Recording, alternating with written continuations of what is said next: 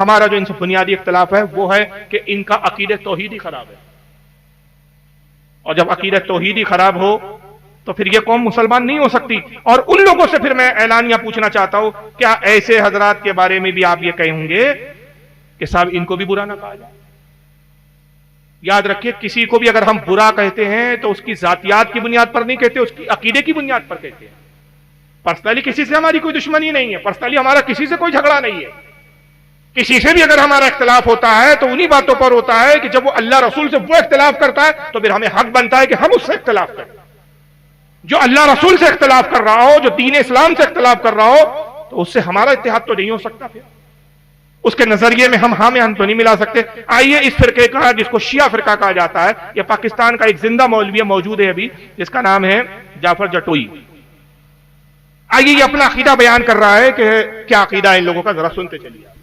میرے پاس ہے، یہ چابیاں بھی دوں گا، باقی جتنی جائیداد لاہور جا کے تمہارے نام لگوا دوں گا، کوئی بندہ اٹھے، کوئی اٹھے وہ مجھے حضرت سلمان فارسی سے ایک سوال ثابت کرے کہ کبھی سلمان نے علی سے پوچھا ہو، یا علی تخت خلافت آپ کا ہے، چھینتے کیوں نہیں؟ جی انہیں بطول کا حق نہیں دیا، ان کے دربار میں کیوں جاتے ہو؟ جو محمد کے جنازے میں نہیں ہے آپ ان کے پاس بیٹھتے کیوں ہو؟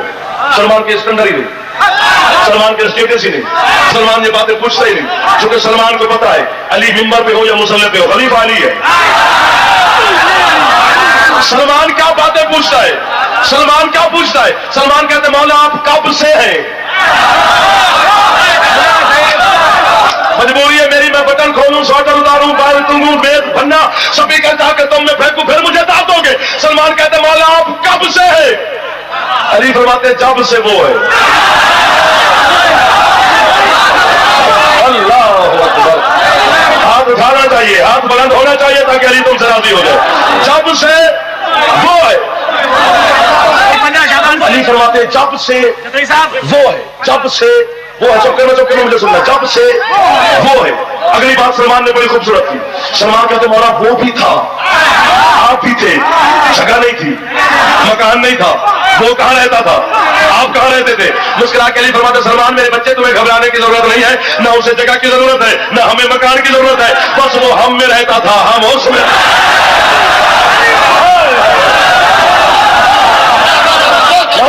وہ ہم میں رہتا تھا، ہم اس میں رہتے، فرماتے وہ ہم میں رہ کے ہمیں ڈھونڈتا رہا، ہم اس میں رہ کے اسے ڈھونڈتے رہے، بس ایسے سلمان گزرتی رہی۔ سمجھ میں آیا؟ ابھی گاڑی میرے پاس، پہلے تو اپنے باطل عقیدے پر اس کو کتنا یقین ہے کہ وہ چیلنج کرتا ہے کہ یہ گاڑی ہے میرے پاس، یہ چابی بھی میں اس کو دوں گا جو میرا عقیدہ غلط ثابت کرے، گھر آؤ میں اپنی پراپرٹی بھی اس کے نام کر دوں گا۔ سلمان فارسی کبھی مولا علی سے انہوں نے پوچھا ہی نہیں کہ جنہوں نے آپ کی خلافت کا حق غصب کر لیا، کیونکہ شیعوں کا عقیدہ ہے کہ پہلے خلیفہ علی ہونے چاہیے تھے، ابو بکر نے ان کی خلافت کو غصب کر لیا۔ جنہوں نے آپ کی خلافت کا حق غصب کر لیا، آپ ان کے ساتھ جا کے بیٹھتے کیوں ہے؟ جنہوں نے بطول کا حق نہیں دیا، باغ فدق کی شیعوں کا ایک عقیدہ یہ بھی ہے کہ ایک باغ تھا جو رسول اللہ نے سیدہ فاطمہ کے نام کر دیا تھا، وہ ابو بکر نے معاذ اللہ ہڑپ کر گئے۔ یہ جھوٹی تہمت ہے، مگر یہ ان کے بنیادی عقیدے شیعہ حضرات کے۔ تو وہ کہتا ہے کہ سلمان فارسی نے کہا جنہوں نے بطول کا حضرت سیدہ فاطمہ کا حق نہیں دیا، آپ ان کے ساتھ جاتے کیوں، ان کے پیچھے رہتے کیوں، ان کے ساتھ بیٹھتے کیوں؟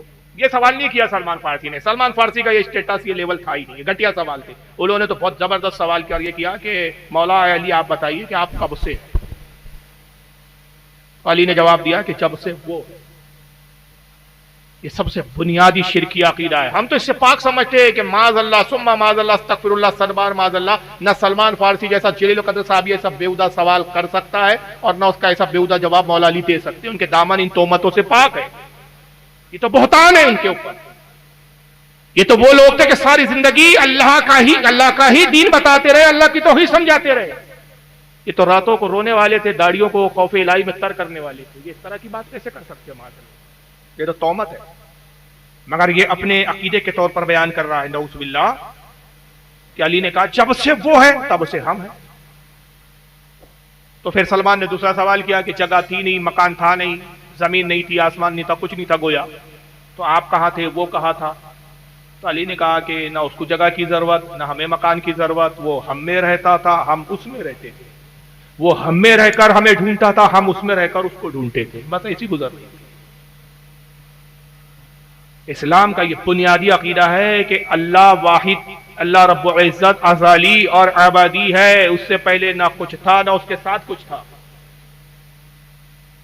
اسی کی ذات ازلی اور ابدی ہے۔ ازلی اور ابدی کا مطلب کیا ہے کہ وہی ہے جو ہمیشہ سے تھا اور ہمیشہ رہے گا، اس کے علاوہ سب فانی ہے، پہلے تھے نہیں، سب غیر حادث، غیر حادث کہا جاتا ہے ان کو، معاف کرنا حادث، سب کو حادث کہا جاتا ہے۔ حادث مطلب پہلے تھے نہیں، چاہے وہ رسول اللہ کی ذات کیوں نہ ہو۔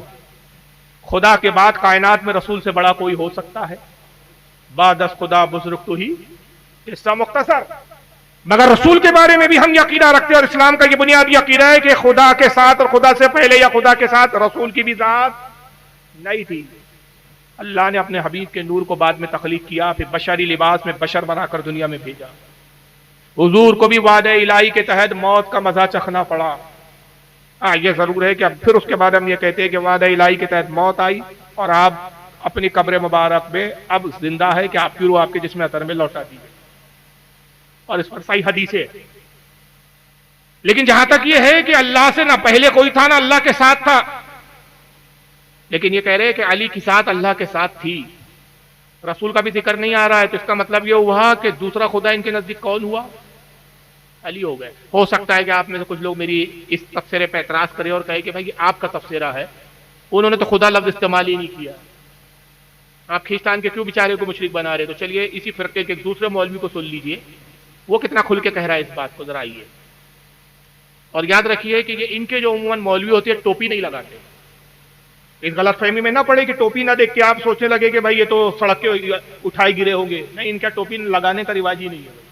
یہ غم حسین میں ٹوپی نہیں لگاتے، یہ غمگین قوم ہے جو سال بھر غم میں رہتی۔ ان صاحب کا نام ہے عاقب رضا زیدی، ذرا یہ صاحب کیا کہتے ہیں؟ سرکار ابو طالب نے سوچا علی 13 رجب کو فجر کے وقت آیا، کہ چلو آج وہ جو مکہ میں پادری بنا بیٹھا تھا اور ہر ایک کو ذائچہ بناتا تھا کہ فلاں بچہ کب پیدا ہوگا، وہ کن خصوصیات کا مالک ہوگا، وہ کیا کرے گا کیا نہیں کرے گا۔ ابو طالب کہتے ہیں میرے دل میں خیال آیا، پہلی بار یہ بات کہہ رہا ہوں، ابو طالب کہتے ہیں میرے دل میں خیال آیا کہ میں جاؤں اور اسے جا کر پوچھوں کہ بتا 13 رجب کو فجر کے وقت اس وقت میں آنے والا بچہ کن صفات کا مالک ہوگا۔ یہ سوچ کر ٹی جی خان والوں سوچ میں نہ پڑنا، چلو نجف اور مکہ چلتے ہیں۔ ابو طالب پادری کے پاس آئے، احترام ابو طالب میں پادری کھڑا ہوا، کیوں آئے؟ ابو طالب کہتے ہیں ذرا ایک ذائچہ بنا، کیا؟ ذرا دیکھ تو صحیح، 13 رجب فجر کے وقت اتنے بج کر اتنے منٹ پر ایک بچہ پیدا ہوا ہے، بتا وہ کن صفات کا مالک ہوگا۔ ایک بچہ آیا ہے، بتا وہ کن صفات کا مالک ہوگا۔ سپتین کوسا مجھے حیدیہ مسجد کے اس ممبر کی عظمت کی قسم، پادری نے بچہ اٹھایا، کاغذ قلم لیا، ایک ذائچہ بنایا، دیکھا، پھاڑ دیا، دوسرا لیا، بنایا، پھاڑ دیا، تیسرا لیا، بنایا، پھاڑ دیا، چوتھا لیا، بنایا، پھاڑ دیا۔ جب لاتعداد ذائچے بناتا رہا، پھاڑتا رہا، ابو طالب نے کہا بتاتا کیوں نہیں کہ 13 رجب کو اتنے بجے جو بچہ آیا وہ کیا ہوگا؟ پادری کھڑا ہو کر کہنے لگا ابو طالب جو وقت تو بتا رہا ہے اس میں اللہ تو پیدا ہو سکتا ہے، بچہ پیدا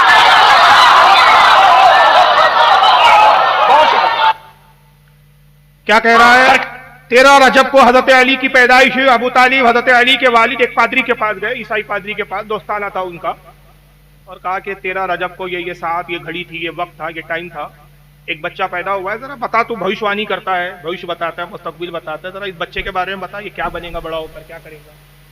پادری نے ذائچہ لیا ہے، کاغذ لیا، ذائچہ بنایا۔ ذائچہ مطلب وہ جو بناتے ہیں نا، وہ جوتشی ڈائیگرام بناتے ہیں، کھانے بھرتے ہیں، وہ ذائچہ بنانا بولتے ہیں۔ ہمارے ہندوستان میں بھی رہتا ہے نا، اس کو کیا بولتے ہیں ہماری ہندوستانی زبان میں؟ وہ اچھا لفظ استعمال کرتے ہیں نا، کنڈلی، کنڈلی بناتے ہیں، وہی ہے، اسی کو ذائچہ بولتے ہیں، ہندی میں یہاں کنڈلی بولتے ہیں۔ مطلب بچے کی طرح کنڈلی تو بنا، کیا بنے گا اس کا مستقبل کیا ہوگا۔ اس نے کاغذ لیا، ذائچہ بنایا، پھاڑا، دوسرا کاغذ لیا، ذائچہ بنایا، پھاڑا، تیسرا لیا، کاغذ لیتا رہا، لکھتا رہا، پھاڑتا رہا۔ ابو طالب دیکھتے رہے، کہا کہ کچھ بتاتا کیوں نہیں، بس کاغذ پھاڑے جا رہا ہے، کیا ہے آخر معاملہ؟ کہ ابو طالب جو گھڑی بتا رہا ہے نا بچے پیدا ہونے کی، تو اس گھڑی میں اللہ تو پیدا ہو سکتا ہے، بچہ پیدا نہیں ہو سکتا۔ اس کا مستقبل میں بتاؤ، کیا خدا کا بھی کوئی مستقبل بتا سکتا ہے؟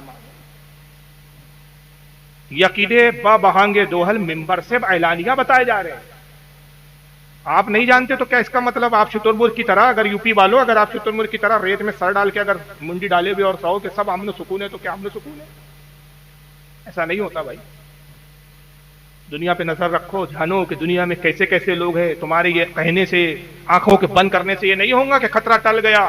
کسی کو برا نہ کہو، سب ٹھیک ٹھاک ہے، سب اچھے ہیں، سب مسلمان ہیں، سب مومن، ایک دوسرے سے محبت الفت رکھو. اور میں بھی ان لوگوں پر بھی آؤں گا جن سے آپ الفت و محبت رکھتے ہیں، وہاں بھی آؤں گا. میں تو ابھی ترتیب آ رہا ہوں نا، میں نے ابتدا وہاں کی جہاں سے بگاڑ شروع ہوا ہے. اور ایک تیسری ویڈیو اور دیکھ لیجئے اسی فرقے کی، پھر آگے میں دوسری گفتگو کرتا ہوں. اب یہ تو چلیے یہاں تک معاملہ تھا، علی بھی خدا ہے، یہ ہے. لیکن ایک خدا پر اب دو خدا ہو گئے، علی اور ایک اللہ. اس پر اکتفا نہیں کیا انہوں نے، اسی پر قناعت نہیں کی. کتنے سارے خداؤں کے تصور ہے، معاذ اللہ، استغفر اللہ، آپ یقین نہیں کر سکتے. آئیے ایک اور مولوی صاحب کو سنیے، علی باقر نقوی نام ہے. یہ قیامت کا ایک منظر بتاتے ہیں. پہلے میں بتا دوں کہ ہمارے اہل سنت و جماعت کے نزدیک قیامت کے تعلق سے کیا عقیدہ ہے، کیا نظریہ ہے، کیا حدیث ہے.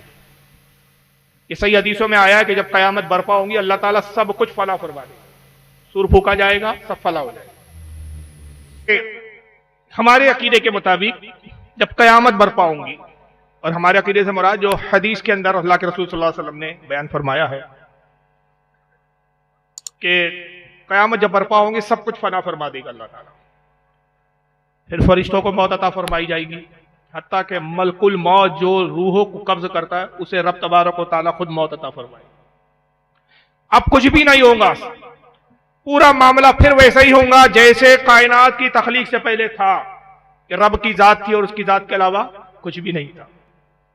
آقا صلی اللہ علیہ وسلم ارشاد فرماتے ہیں کہ رب تبارک و تعالیٰ پھر ارشاد فرمائے گا، کہاں ہیں وہ جابر جو لوگوں پہ جبر کرتے تھے؟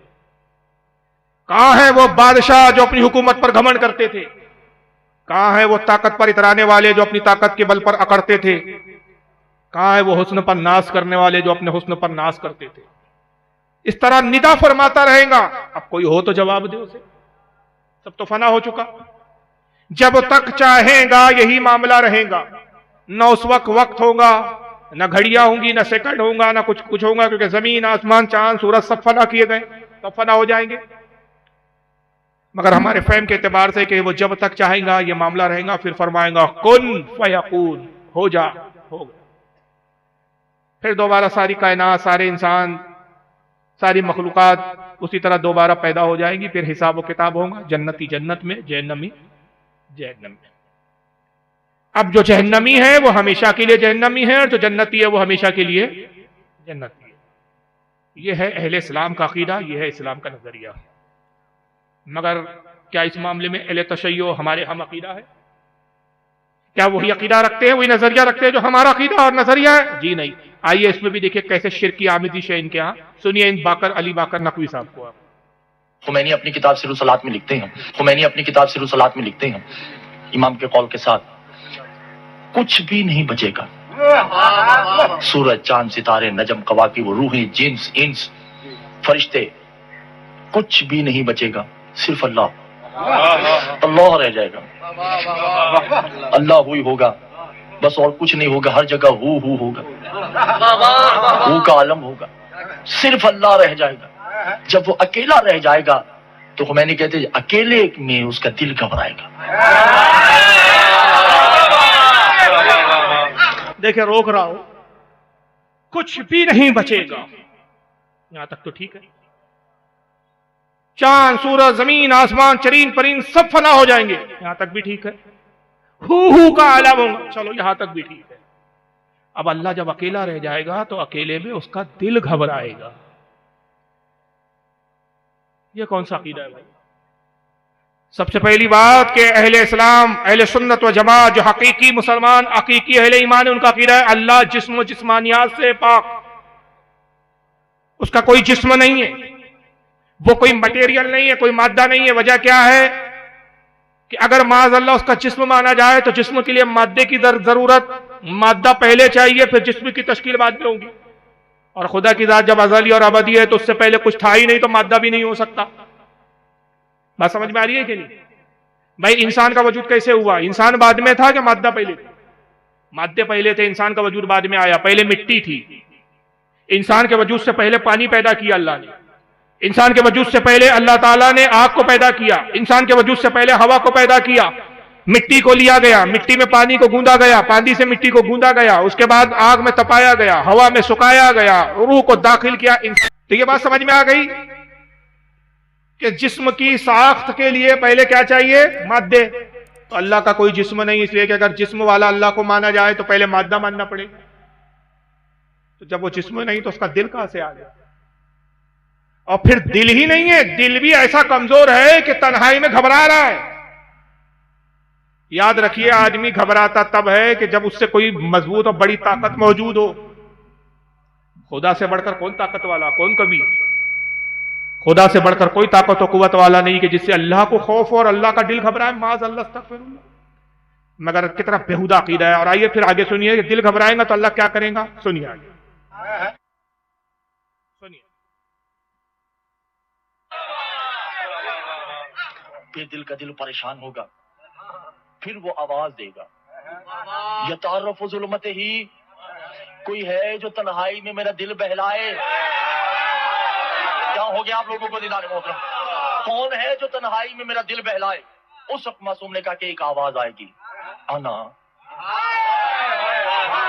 انت القلب الحلوب، ہم ہیں نا تیرا دل بہلانے کے لیے۔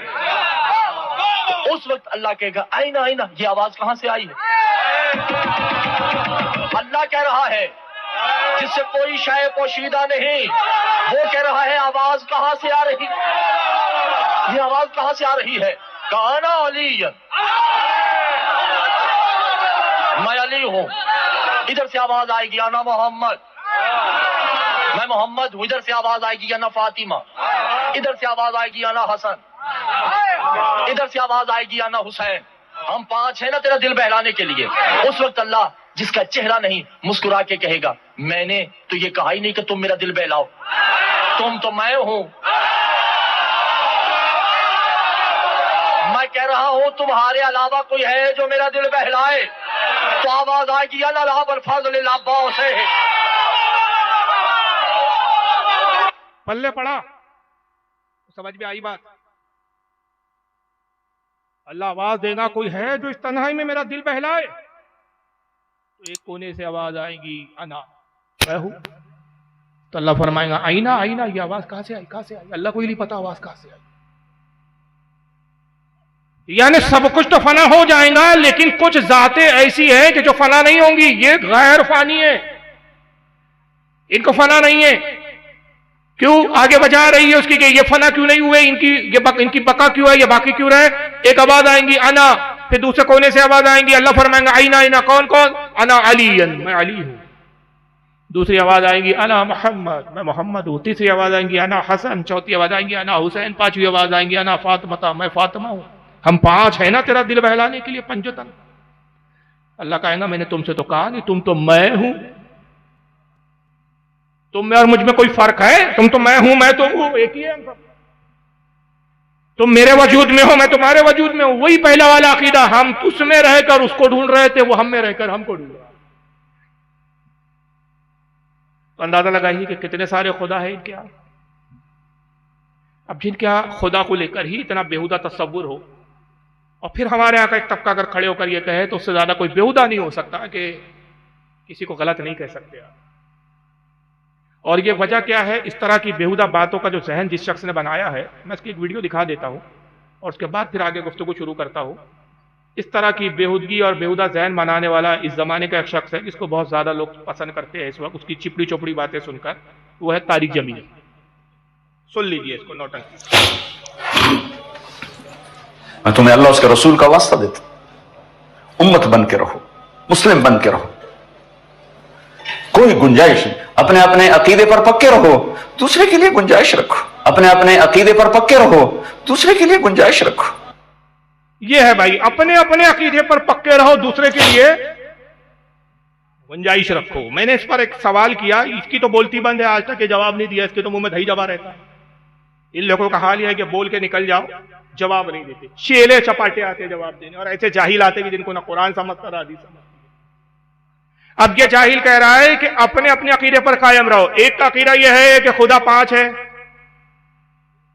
علی بھی خدا ہے، علی کی شکل میں خدا پیدا ہوا ہے کہ 13 شاہ 13 رجب کو خدا تو پیدا ہو سکتا ہے، بچہ پیدا نہیں ہو سکتا۔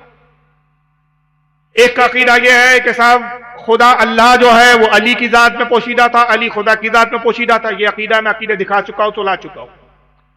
عقیدہ یہ ہے کہ سب فنا ہو جائے گا تو تنہائی میں اللہ کا دل گھبرائے گا تو 5 لوگ آئیں گے جو اللہ کا دل بہلائیں گے، تو اللہ کہے گا تم کیوں میرا دل بہلاتے ہو، میں تو تم ہوں. پھر عباس آئیں گے، انا فضل عباسی، میں عباس علم بردار ہوں، جو جن کے کربلا میں بازو کٹ گئے تھے وہ آئیں گے، وہ اللہ کا دل بہلائیں گے. یہ ایک عقیدہ یہ ہے. اس کے برعکس دوسرے عقیدے میں نے اسلام اور اہل اسلام کے بتا دیے کہ اسلام کا عقیدہ کیا ہے، کہ اللہ کے علاوہ کوئی خدا نہیں. اور یہ کہہ رہا ہے اپنے اپنے عقیدے پر قائم رہو، ایک دوسرے کے لیے گنجائش رکھو. جناب جا کے شیعوں میں بھی بیٹھ جاتے ہیں، ان کے بھی تلوے چاٹنے لگ جاتے ہیں. اب میں نے اس پر یہ مطالبہ کیا کہ کوئی مائیکا لال طارق جمیل کا چاہنے والا قرآن عظیم میں ایک آیت مجھے ایسی دکھا دے کہ اللہ نے کہا اپنے اپنے عقیدے پر قائم رہو اور ایک دوسرے کے لیے گنجائش رکھو، یہ کوئی عقیدہ دکھا دے. تو اس کے بعد جوہلا نے جواب دیا کہ فاروق رضوی صاحب قرآن میں وہ آیت نہیں ہے وَاعْتَصِمُوا بِحَبْلِ اللَّهِ جَمِيعًا وَلَا تَفَرَّقُوا، اے لوگو تم سب مل کر اللہ کی رسی کو مضبوطی سے تھام لو اور فرقوں میں نہ بٹو. ارے جاہل، میرا مطالبہ کیا ہے، تیرا جواب کیا ہے؟ یہ خطاب ایمان والوں سے کہ جو ایمان میں، اللہ کہہ رہا ہے ایمان میں آ گئے تو اب فرقے بنا کے کفر کی طرف مت جاؤ. اور طارق جمیل کہہ رہا ہے کہ اگرچہ تم کفر کے عقیدے پر رہو کوئی پرابلم نہیں، تمہارا عقیدہ کفریہ ہو کسی کا عقیدہ اسلام ہو، ایک دوسرے کے لیے گنجائش رکھو، رہو اپنے اپنے عقیدے پہ. تو قرآن نے جو وَاعْتَصِمُوا بِحَبْلِ اللَّهِ جَمِيعًا کہا کہ جو ہے تم اللہ کی رسی کو تھام لو، تو پہلے جملے میں تو بتا دیا کہ اللہ کی رسی کو تھامو مطلب جو اللہ رسول کا عقیدہ ہے اس پر قائم رہو.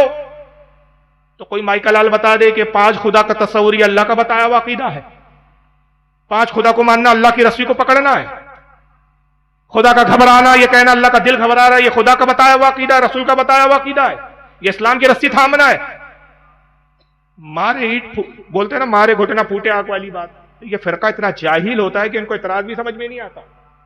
اور پھر میرا جو اعتراض ہے یا جو میرا چیلنج ہے وہ اس بات پر ہے کہ قرآن میں تم یہ دکھاؤ، یہ تو ایمان والوں کو کہا کہ ایمان میں ہو تو فرقوں میں مت بٹو، ہٹو مت، ایمان کو تھامے رہو، اللہ کی رسی ایمان ہے اس کو چھوڑو مت. یہ تو طارق جمیل کہہ رہا ہے اپنے اپنے عقیدے پہ رہو، اگرچہ تمہارا عقیدہ کفریہ ہو لیکن ایک دوسرے کے لیے گنجائش رکھو. یہ دونوں میں تو زمین آسمان کا فرق ہے. یہ اعتراض کچھ ہوتا ہے، چیلنج کچھ ہوتا ہے، جوہلا جواب کچھ دیتے. اچھا یہ تو جواب ہی نہیں دیتا، حالانکہ قرآن عظیم کیا کہتے